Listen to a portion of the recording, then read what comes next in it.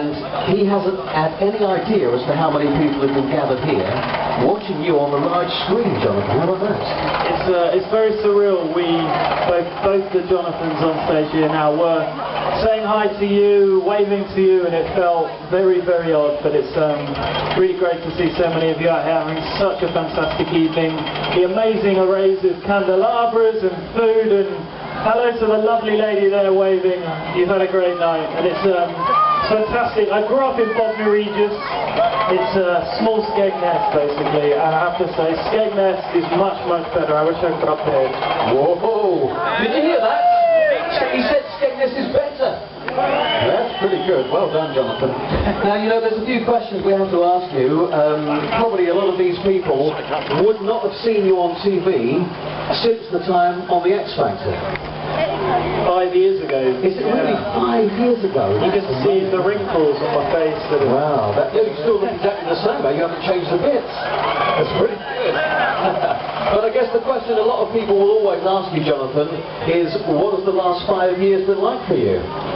Incredible. I would urge anybody who has got a talent just to pursue it, go for it, and you'd never know where you could end up. I run the X Factor for a bit of fun with 3 friends in G4. We ended up in the final, and I'm still going strong now 5 years later, and it's just amazing what a show like that can do. Yeah, it always amazes me, you know, how much stardom people can get from going on TV for just a few weeks. And I'm just trying to remember, who was the winner of the show that you took part in? Steve Brookstein. Right. Do you know, the interesting thing is that Jonathan Ansell, who didn't win the X Factor that year, is probably more famous than the winner, Steve Brookstein. Isn't that amazing? No comment. Okay, Jonathan Kerrigan now has a microphone. Hello, Jonathan. Hello, Skegness. Now, when I was talking on the screen and saying, "Are you there?" and were you shouting back? Yeah, they were all shouting back at you. Because I thought, you know, maybe there's one person in a whippet there, and I'm shouting these stupid things, but you were all there, weren't you? Does anybody want to see Jonathan's Wonderpants? He showed me them. All right. That was off screen, wasn't it? Of course, yeah. Now, Jonathan, in the centre here, you're a Lincolnshire lad, aren't you? I am. I'm from Lincoln. Yeah, Lincoln itself. Hey, anybody from Lincoln? Always the first to call out. Yeah, there's a few there. So, you've obviously been to Skegness on a number of occasions. Yeah, I mean, nearly every weekend when I was a kid, you know, coming down here, and it's not really changed much. The atmosphere and the family enjoyment which you get here. So it's a really welcome return to be back here, actually. I bet you never thought when you first came here as a lad that you'd be standing on stage here, talking to a crowd like this on the beach. I certainly didn't know. Could you imagine that? No, not at all. I did talk with my hairbrush in my bedroom, but no, never imagined this. Now, you're famous on TV, of course, but not for the X Factor, for other things, like Heartbeat and things like that, of course. Yes. So apart from appearing on stage here tonight, what are you doing right now? What's your next project you're working on? No, I've just finished a play at the Globe in London, so I've been a theatre actor. Oh, lovely. This past year, yeah, been a lovely. So it's nice to be on stage tonight, just talking on stage with Jonathan. But I did vote for him in. Oh, that's what they all say. I did, and it was some of you lot who didn't. Is the reason why he didn't win. Yes, that's the reason why. Blame it on somebody else.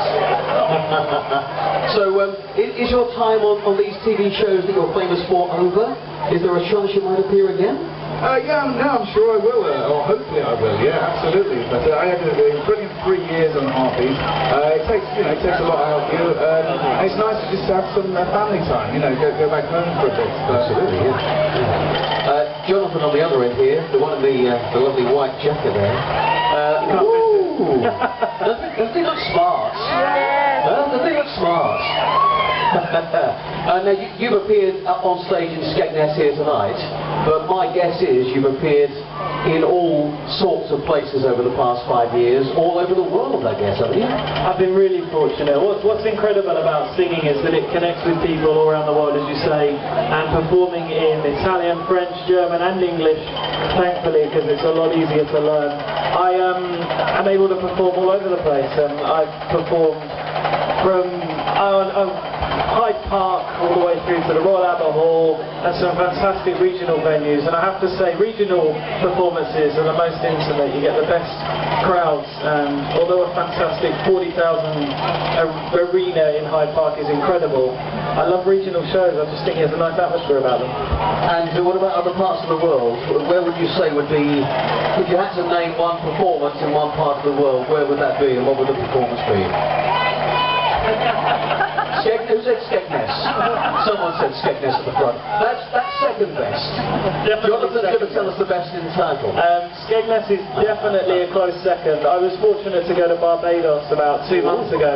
They had a festival out there, and I was fortunate to close the festival, and it was the most incredible setting, and I got 3 days of holiday out of it as well. So it was an absolutely incredible trip.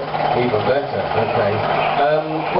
The crowd, I'm sure, would like you to name drop a bit, you know. You know, you've obviously worked at some of the top venues, and you've probably met some of the top people as well. Okay, here's a question for you, right? If I got your mobile phone out of a minute, yep. Who would I see? Who would I see listed on your mobile phone, on your personal mobile phone? There's a few. Come on, name drop. There's there's Chico. Chico? Everyone loves Chico. Yeah. It's Chico time. He's a great guy. We've met quite a few times over the last few years, and having come from the X Factor as well.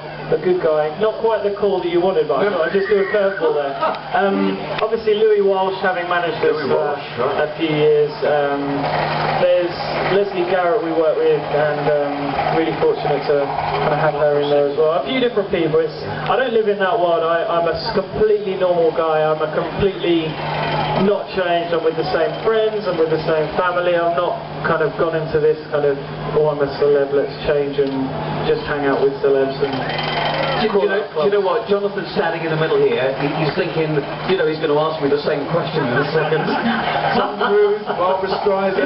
Oh, Barbara Streisand. Is that all? I mean, name dropping, you know, give us a few big names. Jonathan Ansell, hopefully. Jonathan Ansell, what about that? Yeah. Now, if I were to say to the crowd here, what's the time, what would you say? Exactly. Chico time.